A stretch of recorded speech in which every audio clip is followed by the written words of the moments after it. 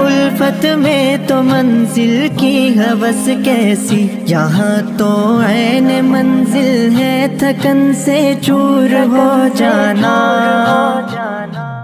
अल्हम्दुलिल्लाहि रब्बिल आलमीन वस्सलातु वस्सलामु अला सय्यिदिल मुरसलीन व अला आलिहि व अस्हाबिहि अजमईन। अऊज़ु बिल्लाहि मिनश शैतानिर रजीम। बिस्मिल्लाहिर रहमानिर रहीम।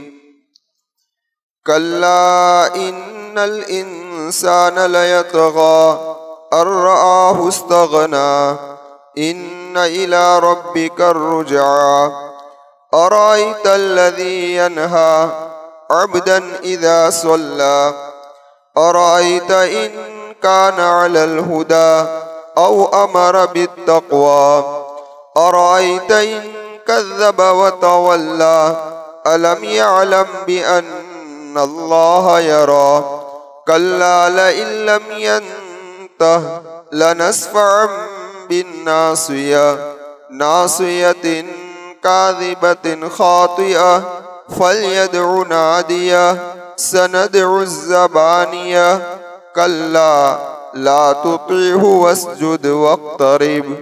सदक़ल्लाहु।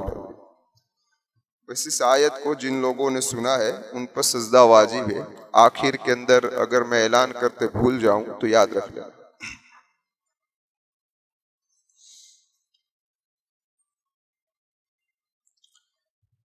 खैर, गुज़श्ता मजलिस के अंदर आप हजरात के सामने इस सूरत की इब्तिदाई 5 आयात करीमा के मुतालिक कुछ बात अर्ज की थी।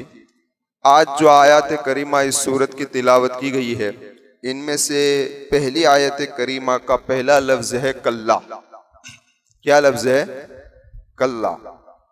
याद रखिए कि इस लफ्ज की 2 खुसूसियत है। एक खुसूसियत तो ये है कि ये लफ्ज जिस आयत में आएगा वो 100% वो आयत प्यारे आका व मौला मोहम्मद रसूलुल्लाह सल्लल्लाहु अलैहि वसल्लम की मक्की जिंदगी में नाजिल हुई होगी। फाइनल बात है, समझ में आई बात? इस बिना पर कि कल्ला का लफ्ज होता है वो अल्लाह गजब के मौके पर गुस्से पर दलालत करता है। और मदीनतुल मुनव्वरा में अक्सर ईमान वाले थे, अगर उनसे कोई गलती भी हो जाती तो तौबा कर लेते थे। लेकिन मक्का के अंदर अक्सर कौन थे भाई? नाफरमान थे, काफिर थे। तो अल्लाह के गुस्से पर यह लफ्ज दलालत करता है, इसलिए फरमाया कि कल्ला। तो ये मान लेने का कि आयत करीमा कहाँ नाजिल हुई भाई? मक्कतुल मुकर्रमा, आपकी मक्की जिंदगी में नाजिल हुई है। खैर, दूसरी बात यहाँ ये समझनी है कि कल्ला का लफ्ज जो है वो कुरान करीम के पहले 15 पारे में कहीं नहीं आया। देख लेना, 16वें पारे में जैसे सूर्य मरियम स्टार्ट हुई कि कल्ला का लफ्ज शुरू हो जाता है, और उसके बाद भी आखिरी 5 पारों में ये लफ्ज बहुत ही ज्यादा आया है, बहुत ज्यादा आया। उसकी वजह क्या है? तो उलमा ने लिखा है कि पहले 15 पारे तक इंसान कुरान पढ़ता रहा और उसने कुरान से नसीहत हासिल नहीं की तो फिर गुस्सा आने ही वाला है। समझ में आई बात? फिर भी अगर कुरान पढ़ता रहा यानी कुरान के खत्म करने के करीब आ गया, यानी कि 5 पारे बाकी है, फिर भी उसने कुरान से नसीहत हासिल नहीं की तो गुस्से में इजाफा होने वाला है। समझे? तो अब कल्ला का लफ्ज क्या हो जाएगा? बढ़ जाएगा। और तरबियत और तालीम का तरीका भी यही है। पहले अगर किसी की तरबियत करनी हो तो उसको नसीहत से समझाओ, अच्छी तरीके से नरम लहजे से समझाओ। फिर न समझो तो फिर उसको डांटो, फिर न समझो तो उसको क्या करो भाई? सजा करो। तो इसलिए फरमाया कल्ला। आगे फरमाया इन्नल इंसान लयतग़ा अर्रआहु इस्तग़ना, यकीनन इंसान सरकशी करता है। अल्लाह फरमाता है अर्रआहु इस्तग़ना, और अपने आप को मुस्तगनी समझ रहा है, ख्याल कर रहा है कि मैं बिल्कुल मुस्तगनी। दरअसल ये आयत करीमा तो अबू जहल के मुतालिक है। किसके मुतालिक है भाई? अबू जहल के मुतालिक है। लेकिन अल्लाह तबारक व ताला ने इस कलाम के अंदर जो अल्फाज इस्तेमाल किया है वो आम है। आम यानी सबको आता है फिट। अब देखिए कि अल्लाह तबारक व ताला इस लफ्ज के अंदर इंसान की कमजोरी की तरफ इशारा कर रहा है कि इंसान जब ये किसी का मोहताज होता है ना तो बहुत सीधा सीधा चलता है। ये इंसान की फितरत है, देख लेना, बहुत सीधा चलेगा, कुछ टेढ़ा बेड़ा कुछ नहीं होगा। लेकिन जब इंसान ये समझता है कि मैं किसी का मोहताज नहीं हूं, मुझे किसी की जरूरत नहीं है, तो फिर उसके अंदर क्या आ जाती है? सरकशी आ जाती है। और ये दो चीज है, जिसके पास इल्म आ जाए ना एक, और जिसके पास माल आ जाए, ये दोनों चीज ऐसी है कि जब ये दो चीज आती है और इंसान की इस मौके पर तरबियत सही नहीं होती ना, तो इंसान दूसरे को हकीर समझता है। क्या समझता है? I am something. उसका माप भी थोड़ा लंबा हो जाता है। ये दोनों चीज, इल्म आएगा और माल आएगा। हाँ, लेकिन तरबियत अगर हो चुकी है इल्म आने के बाद और माल आने के बाद, तो फिर ये सरकशी उसके अंदर आती नहीं है। तो अल्लाह तबारक व ताला यहां इशारा कर रहे हैं, कल्ला इन्नल इंसान लयतगा। तो ये अबू जहल भी यही था कि मक्का के अंदर इसका दबदबा था, सरदार था, कुरैश का साहिब माल था, खुशहाल था, और ऐसा दबदबा था कि उसके कहने को सभी लोग मानते थे, उसकी ताजीम करते थे, तकरीम करते थे। तो इसको भी सरकशी सूझी। तो इसने आकाए मक्की व मदनी मोहम्मद रसूलुल्लाह सल्लल्लाहु अलैहि वसल्लम के खिलाफ गुस्ताखाना कलिमात का है। तो अल्लाह तबारक व ताला इस आयत करीमा में फरमाते हैं, कल्ला इन्नल इंसान लयतगा अर्राअहु इस्तगना। अब जरा आपकी थोड़ी तवज्जो चाहूंगा। देखिए यहाँ कुरान ने जो लफ्ज इस्तेमाल किया है लयतगा एक, और यही लफ्ज इस्तेमाल हुआ है फिरौन के बारे में। जब फिरौन के बारे में लफ्ज आया तो कुरान करीम ने क्या कहा? इज़हब इला फिरऔन इन्नहु तगा। वहां क्या आया भाई? तगा। और यहाँ क्या आया? लयतगा।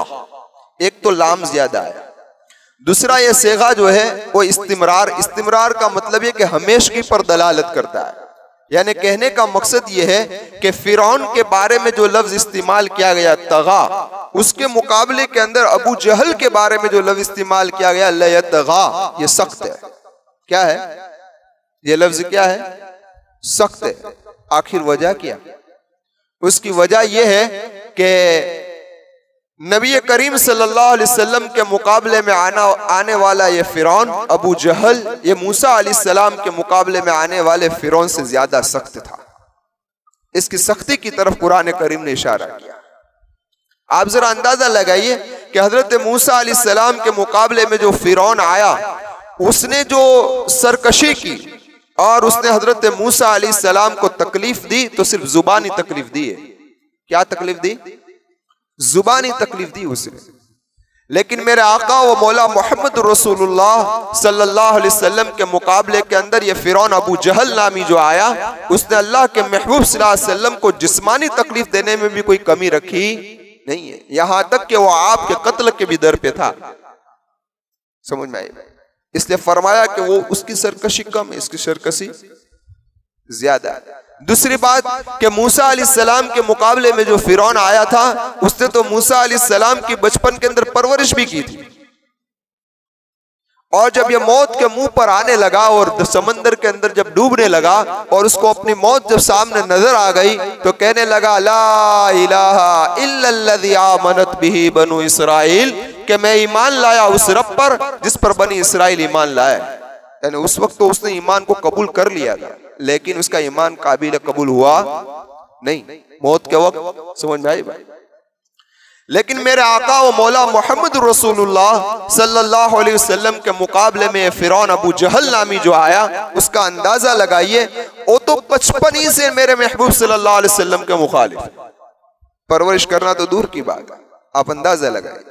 और दूसरी बात कि जब उसकी मौत का वक्त आया तो उसके तकब्बुर के अंदर कोई कमी हुई नहीं, कोई कमी नहीं हुई। इतना बड़ा मुतकब्बिर था कि हजरत अब्दुल्ला बिन मसूद रज़ियल्लाहु ताला अन्हु जब इसकी गर्दन को काटने के लिए उसके सीने पर चढ़े, तो क्या कहता है कि तू बहुत ऊंची जगह पे चढ़ गया है, वो चरवा है, तेरी क्या हैसियत, तू आज उस आदमी को कत्ल कर रहा है जो सबसे अशरफ है। उस वक्त भी ये कह रहा है।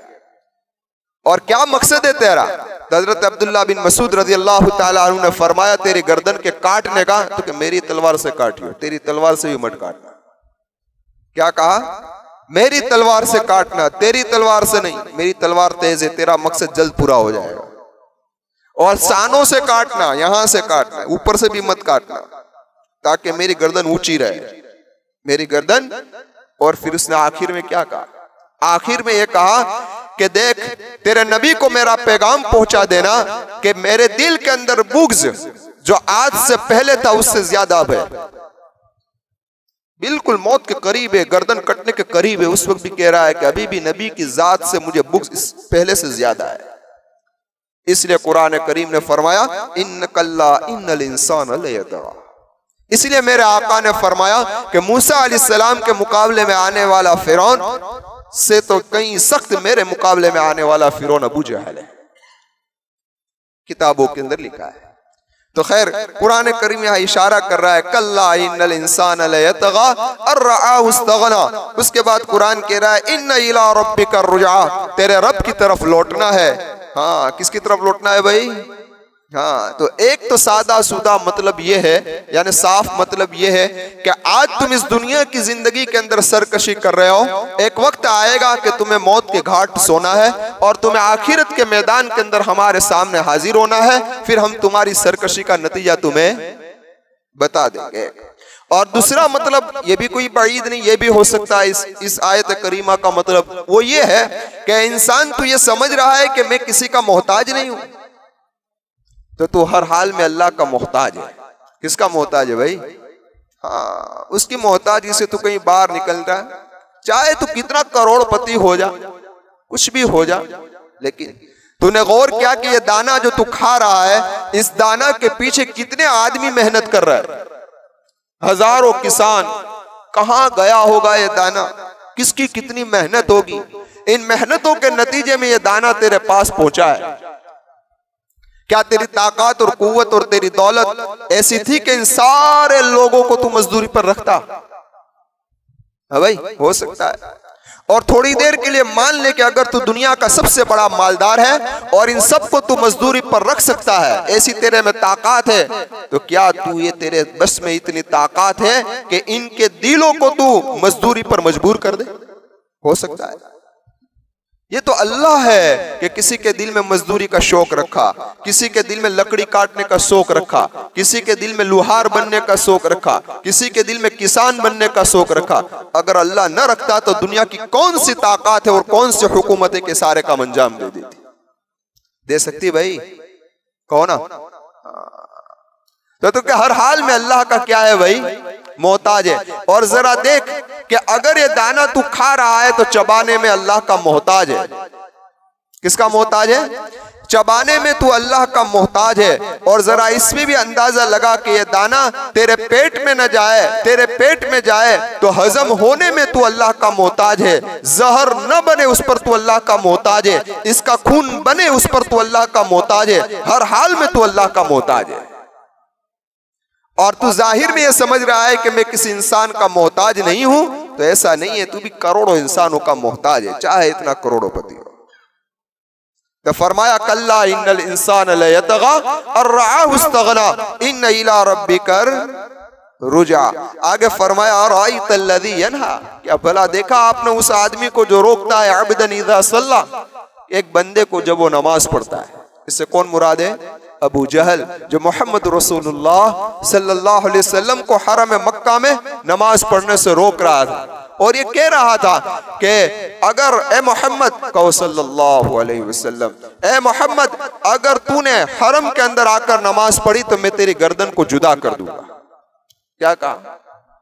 और बाकायदा रिवायतों के अंदर लिखा है कि अबू जहल ने लोगों से ये कह रखा था कि मोहम्मद सल्लल्लाहु अलैहि वसल्लम जब हरम के अंदर यानी बैतुल्लाह के सामने नमाज पढ़ने के लिए आए तो मुझे बुला लेना, मैं उसकी गर्दन को पैर रखकर अलग कर दूंगा। ऐसा कह रखा था अबू जहल। एक मर्तबा अल्लाह के महबूब सल्लल्लाहु अलैहि वसल्लम बैतुल्लाह के सामने नमाज पढ़ने के लिए आ रहे हैं और नमाज शुरू की है तो लोगों ने वहां पैगाम पहुंचा दिया अबू जहल को कि मोहम्मद सल्लल्लाहु अलैहि वसल्लम नमाज पढ़ रहे हैं। अबू जहल आया दौड़ता हुआ और आकर मेरे आका के करीब होने के लिए गया, लेकिन पीछे हट गया। क्या हुआ? क्या हो गया भाई? तो लोगों ने पूछा हजरत क्या माजरा है कि पीछे चले आया आप? तो कहने लगा कि मैंने खंदक देखी, खाई देखी जो आग से भरी हुई थी। किससे भरी हुई थी? आग से भरी हुई थी और एक अज़दा देखा जो मुंह खोला हुआ बैठा हुआ था। मैं इस भयानक मंजर को देखकर हट गया। अगर थोड़ी देर भी मैं वहां रहता तो इस आग के अंदर जल जाता या ये अज़दा मुझे अपने मुंह के अंदर ले लेता। तो लोगों ने पूछा, हजरत इसकी वजह क्या हुई? तो क्या कहता है, कुछ नहीं, ये मोहम्मद का जादू है। नऊज़ुबिल्लाहि। देख, अभी भी इबरत नहीं मिल रही उसको, अभी भी नसीहत हासिल नहीं कर रहा है, अभी भी ये कह रहा है कि मोहम्मद सल्लल्लाहु अलैहि वसल्लम का ये जादू है। अल्लाह जिसे चाहता है हिदायत देता है। अल्लाह का शुक्र है कि अल्लाह ने मुझे और आपको ईमान की दौलत अता फरमाई।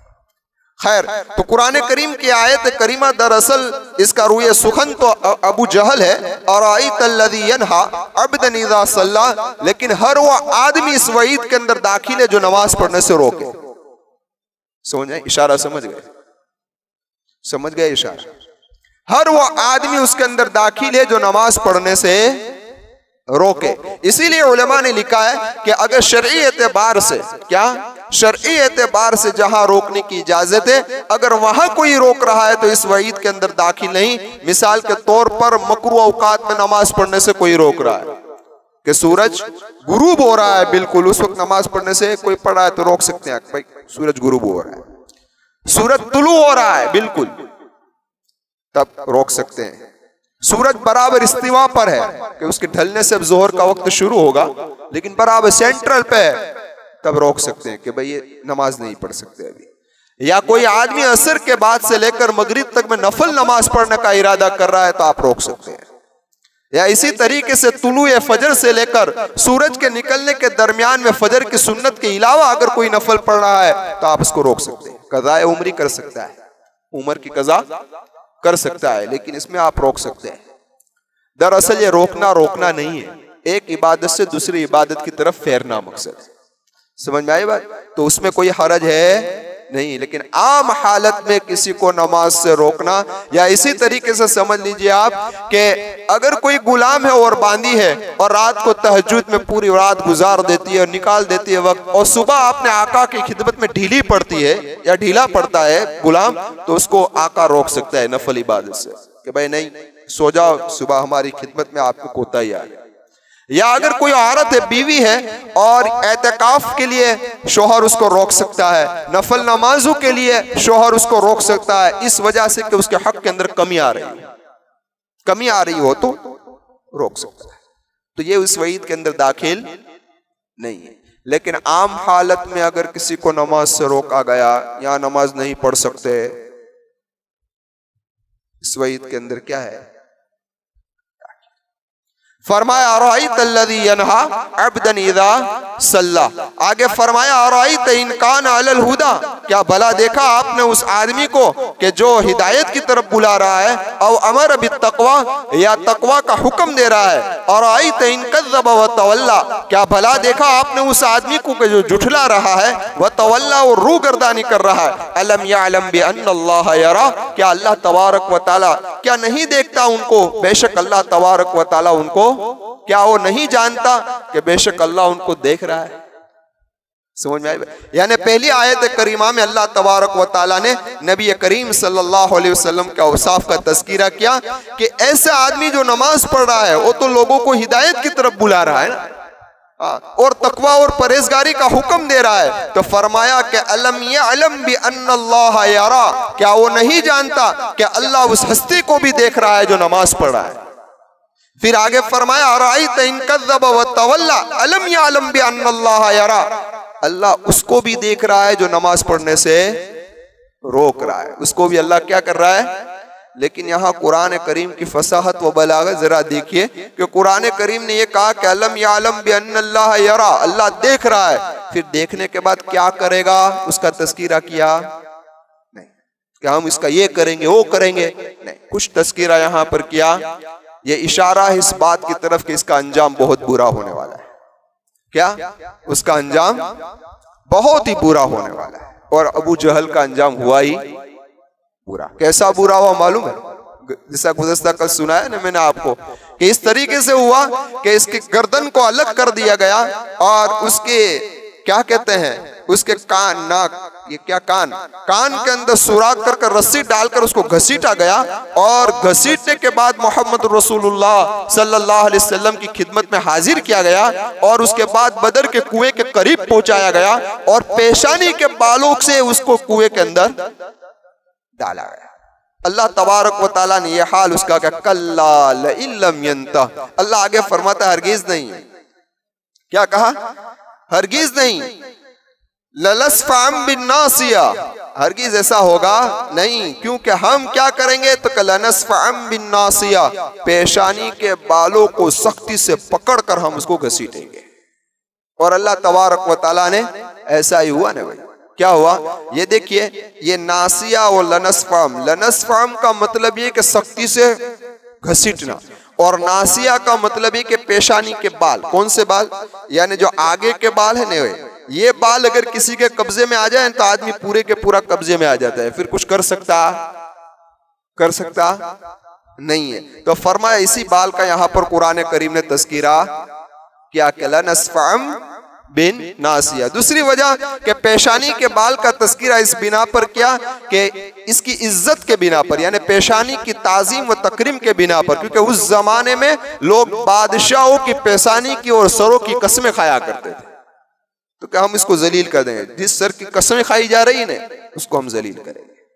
और इस बिना पर के सारी ये सरकशी का सर चश्मा अगर कोई है तो पेशानी है, तकब्बुर की जड़ अगर कहीं है तो कहाँ है, पेशानी है।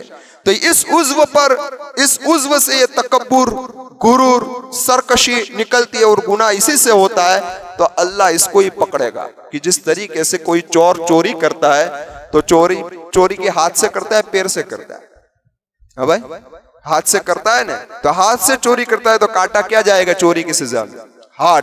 तो ये सरकशी का सर चश्मा है, तकब्बुर और गुरूर का सर चश्मा क्या है, पेशानी है। इसलिए उसी के बल अल्लाह तबारक व तआला उसको फिर आगे फरमाया इसकी पेशानी के बारे में, नासियतिन काज़िबतिन खातिया, ऐसी पेशानी जो झूठी है और खाती है, खता करने वाली है। अब यहाँ थोड़ी तवज्जो चाहूंगा, एक है खाती और एक है मुख्ती।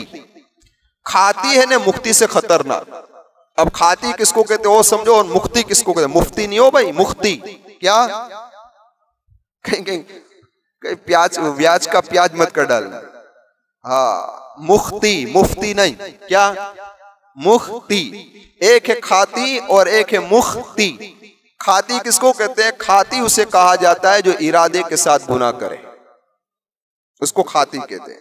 मुख्ती उसे कहते हैं कि बगैर इरादे के कोई गुनाह हो गया। खाती खतरनाक होता है मुख्ती के मुकाबले में। खाती का अंजाम तो कुरान करीम ने सुनाया, मिनल गिस्लीन ला याकुलुहु इल्लल खातिऊन, कि उनको तो गिस्लीन की वही सुनाई है कि ऐसा खाना जो जहन्नमियों का लहू और पीप उनके जलने की वजह से जो निकलेगा, वो लहू और पीप इन खताकारों को खिलाया जाएगा। तो खाती खतरनाक। लेकिन मुक्ति के बारे में है कि अल्लाह उसे क्या कर देगा, माफ फरमा देगा, है ना। रब्बना ला तुआखिज़ना इन नसीना औ अख्ताना, तो क्योंकि ये बगैर इरादे के गुनाह हो गया है तो अल्लाह उसको क्या कर देगा, माफ कर। इसलिए जब भी कोई ऐसा गुनाह हो जाए इरादे के साथ तो फौरन तौबा कर लेनी चाहिए। पिक्चर इरादे के साथ होता है कि बगैर इरादे, तो बड़ा प्लानिंग बनता है। अभी से ईद के दिन कौन सा पिक्चर आएगा, अभी से प्लानिंग शुरू हो जाते हैं ना। तो ये सब इरादे वाले गुनाह है ना, ये सब कौन से गुनाह है, इरादे वाले गुनाह। इस गुनाह पर सख्त वईद है कि जो आदमी प्लानिंग के साथ, इरादे के साथ कोई गुनाह करे, गुनाह हो जाए फौरन तौबा करेंगे इंशाअल्लाह। अल्लाह मुझे भी तौफीक अता फरमाए, हम तमाम को तौफीक अता फरमाए। मौत से पहले हर गुनाह से अल्लाह हमें पक्की व सच्ची तौबा की तौफीक अता फरमाए। अब जरा देखिए, जब ये आयत करीमा नाजिल हुई ना तो ये बात अबू जहल के पास पहुंची। तो अबू जहल मारे गुस्से के नबी करीम सल्लल्लाहु अलैहि वसल्लम की खिदमत में आया और आकर कहने लगा, बुरा लफ्ज का अल्लाह के महबूब, ए नादान तो किसको डरा रहा है। क्या कहा, अल्लाह के महबूब कोई सरकश ने, ए नादान तो किसको डरा रहा है, तो जानता है मैं कौन हूं। मैं अगर एक इशारा करूं तो ये सारा का सारा मैदान जो है वो प्यादों से भर जाए, यानी सवारों से भर जाए, मेरी ऐसी इतनी पहुंच है। लेकिन तेरी क्या हकीकत है? वो अल्लाह के महबूब को ये कह रहा है कि तेरी क्या हकीकत है कि तेरे मुकाबले में मुझे इतना बड़ा लश्कर बुलाना पड़े। बस तेरे लिए तो चंद लोग काफी है जो मेरी मजलिस के अंदर सुबह शाम आते हैं ना, बस इतने लोग तेरे लिए काफी है। ये जुमला किसने कहा? हाँ, आप बोलो ताकि मुझे पता चले कि आप सुन रहे हैं गौर से। किसने कहा? अबू जहल ने। किसको कहा? मोहम्मद रसूलुल्लाह। जब ये कलीमा कहकर ये कलीमा कह रहा है, अल्लाह तबारक व तआला ने आगे का टुकड़ा उतारा, फलयदु ना दिया, उसको चाहिए कि बुला ले वे अपने सुबह शाम आने वाले। अल्लाह कह रहा है बुला लो। सनदु ज़बानिया, हम भी बुला लेते हैं पैदल सियासत वाले फरिश्तों को। ज़बानिया एक फरिश्ते की किस्म है। देखो पहले डिक्शनरी के एतबार से यानी लुगत के एतबार से ज़बानिया किसको कहते हैं? उन पुलिसों को कहा जाता है कि जो पुलिस जेल में गौर से सुनता है। पुलिस का नाम आया तो उसकी तवज्जो ही मेरी तरफ हो गई। ज़बानिया उन पुलिस को कहा जाता है कि जो जेल के अंदर मुकर्रर होते हैं, कि जो कैदियों को हथकड़ी पहनाते हैं, बेड़ी पहनाते हैं, उसको ज़बानिया लुगत के एतबार से कहते हैं। और यहां ज़बानिया से वो मुराद है जो जहन्नम के अंदर मुतय्यन फरिश्ते हैं। ये फरिश्ते मुतय्यन है। और इनकी तादाद कितनी है पता है? जहन्नम पर जो अल्लाह तबारक व तआला ने जो फरिश्ते मुतय्यन किए उसकी तादाद 19 है। कितनी है? तो आपको बस 19 ऐसा कहोगे? सिर्फ 19 ही है। हाँ, सूरे मुद्दसिर के अंदर उसकी तशरीह आई है कि ये 19 रखने की वजह क्या, लंबा कलाम वहां पर मुफस्सिरीन ने किया है। खैर उस तरफ अपने जाना नहीं है, अपने शॉर्टकट में आते हैं। तो कहने का मकसद ये 19 फरिश्ते यहाँ मुराद है। उनमें से एक मालिक है जिसका नाम मालिक है और बाकी 18 उसके अंडर के अंदर है। अब देखो कि इनका कद कितना बड़ा है, ताकि आप कहोगे वो 19 तो बहुत हो गए। समझ में आई बात? इनका कद इतना बड़ा है कि इनके पैर जमीन पर और सर आसमान पर। हाँ, इतने बड़े बड़े फरिश्ते अल्लाह ने रखे हैं। उनके बाल इतने लंबे कि ऊपर से नीचे जमीन पर लटक रहे हैं। उनकी आंखें बिजली की तरह चमक रही है। उनके मुंह से आग के शौले निकल रहे हैं। उनके एक कंधे से लेकर दूसरे कंधे तक का फासला 1000 साल की मुसाफत के बराबर है। कितने? 1000 साल की मुसाफत के बराबर है। और उसके हथेली में 70,000 आदमी तो आसानी से आ जाए। अब बोलो काफी है कि कम पड़ेंगे? हाँ? तो अल्लाह फरमाता है कि सनदु ज़बानिया, हम इसको बुला लेते हैं। ज़बानिया को वो अपनी महफिल को बुला ले, हम सनदु ज़बानिया, हम ज़बानिया को बुला लेते हैं। कल्ला, फिर अल्लाह के महबूब सल्लल्लाहु अलैहि वसल्लम से फरमाया कल्ला ला तुतिहु वस्जुद वक्तरिब, ए मेरे महबूब सल्लल्लाहु अलैहि वसल्लम आप उसकी इताअत न कीजिए, यानी इसके डराने से डरिए नहीं, खौफ न कीजिए। आप क्या काम करें? तो कि वस्जुद, सजदा कीजिए, वक्तरिब, और इस सजदे के जरिए से अल्लाह तबारक व तआला का कुर्ब हासिल कीजिए। पता चला सजदे से क्या नसीब होता है? कहो अल्लाह का कुर्ब। अब यहां पर एक बात समझनी है, वो समझनी है कि अल्लाह के महबूब को सजदे का हुक्म क्यों दिया गया। समझ आई? तो उसकी एक वजह कि दरअसल अबू जहल आप सल्लल्लाहु अलैहि वसल्लम को नमाज से रोकता था, लेकिन उसको नमाज में भी सबसे ज्यादा जो चीड़ थी ना वो सजदे से थी। किससे थी? सजदे से। इस बिना पर कि आदमी जब सजदा करता है ना तो वो अपने आप को जलील कर देता है, उसका तकब्बुर नहीं निकल जाता है कि मेरी क्या हैसियत। इसीलिए नमाज में कितने सजदे रखे भाई? 2 सजदे। कितने सजदे रखे? रुकू कितने हैं? 1, लेकिन सजदे 2। क्यों? कि जब आदमी पहला सजदा करे तो ये सोचे कि मैं इस मिट्टी से पैदा हुआ हूं। फिर दोनों सजदे के दरमियान बैठना कितना है? थोड़ी देर ना, हम तो कहां बैठते भी हैं इस तरीके से, बैठते भी नहीं, तो बैठना थोड़ा है। फिर आदमी जब दूसरा सजदा करता है तो याद दिलाता है कि इसी मिट्टी के अंदर तुझे जाना है। तो पहला सजदा याद दिला रहा है उसकी पैदाइश को, दूसरा सजदा याद दिला रहा है उसकी मौत को, और दरमियान में आदमी बैठा है, इशारा कर दिया कि इतनी तेरी जिंदगी है, इससे ज्यादा तेरी जिंदगी नहीं है। तो कहने का मकसद यह है आप हजरात को कि अल्लाह के महबूब सल्लल्लाहु अलैहि वसल्लम को जब कहा गया कि वस्जुद, तो उसको सजदे से बड़ी चीड़ थी। और सजदे के अंदर आदमी का तकब्बुर निकलकर इंसान अपने आप को जलील करता है। और अबू जहल इतना तकब्बुर उसके अंदर भरा हुआ था कि इसको ये चीज पसंद नहीं आ रही थी। खुद तो सजदा नहीं कर रहा था, लेकिन कोई और सजदा कर रहा हो तो ये भी उसको बर्दाश्त नहीं हो रहा था। इसलिए अल्लाह के महबूब सल्लल्लाहु अलैहि वसल्लम को कहा कि वस्जुद, इसकी कामिल तौर पर मुखालफत आप करें। एक वजह उलमा ने बयान फरमाई। दूसरी वजह उलमा ने यह बयान फरमाई कि दूसरी वजह यह फरमाई कि सजदे के जरिए से इंसान अल्लाह का तकर्रुब हासिल करता है। क्या करता है? अल्लाह का कुर्ब। तो मेरे महबूब को कहा गया कि मेरे महबूब सल्लल्लाहु अलैहि वसल्लम, आप अल्लाह का कुर्ब हासिल करने में कमाल पैदा कीजिए, यहाँ तक कि उसकी इंतहा को पहुंचिए। जिस तरीके से आपके कुर्ब के अंदर कमाल बढ़ता जाएगा और आप इंतहा को पहुंचते जाएंगे, इसी तरीके से आपका दुश्मन जलील होता जाएगा। तो आज हमारा दुश्मन भी जलील किससे होगा? समझ गए इशारा? हम अगर अल्लाह की इबादत करेंगे, अल्लाह की तरफ रुजू करेंगे, अल्लाह से मांगेंगे, अल्लाह से लो लगाएंगे, तो इंशाअल्लाह आज हमारा दुश्मन भी जलील हो जाएगा इंशाअल्लाह। लेकिन हमें तो ये सब तो करना नहीं है, सिर्फ पीछे से ताने सुनाने हैं, तो फिर कहां से? फरमाया वस्जुद वक़्तरीब। तीसरी वजह भी थी जो मेरे जहन से अभी निकल गई, फिर कभी याद आएगी तो मैं आप हजरात के सामने पेश कर दूंगा। लेकिन अब बात यह है कि आखिरकार अल्लाह के महबूब सल्लल्लाहु अलैहि वसल्लम को जो हुक्म दिया गया कि सजदा कीजिए, सजदे से अल्लाह तबारक व तआला का तकर्रुब हासिल कीजिए, तो तकर्रुब मिलने की वजह क्या है? तो तकर्रुब मिलने की वजह यह है कि इंसान जब सजदा करता है तो वो अपनी असल की तरफ लौटता है। असल क्या है उसकी? मट्टी, क्योंकि इंसान मट्टी से बना है ना, तो वो अपनी असल की तरफ लौट रहा है।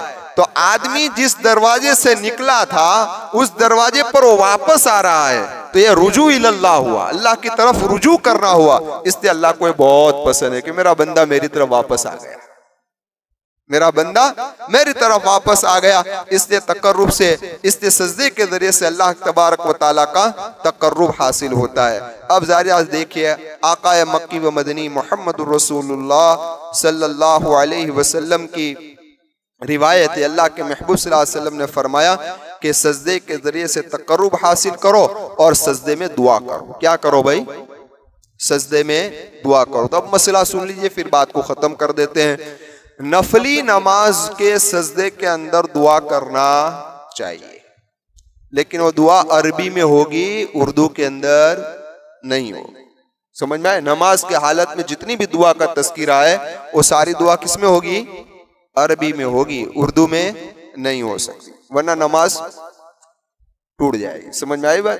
खैर, अब अल्लाह के महबूब सल्लल्लाहु अलैहि वसल्लम से नफल नमाजों में सजदों के अंदर दुआएं साबित भी है, तो अगर वही दुआ पढ़ी जाए तो बहुत बेहतर है, क्योंकि वो दुआ है कि जो एक मर्तबा कबूलियत की महर लगा चुकी है।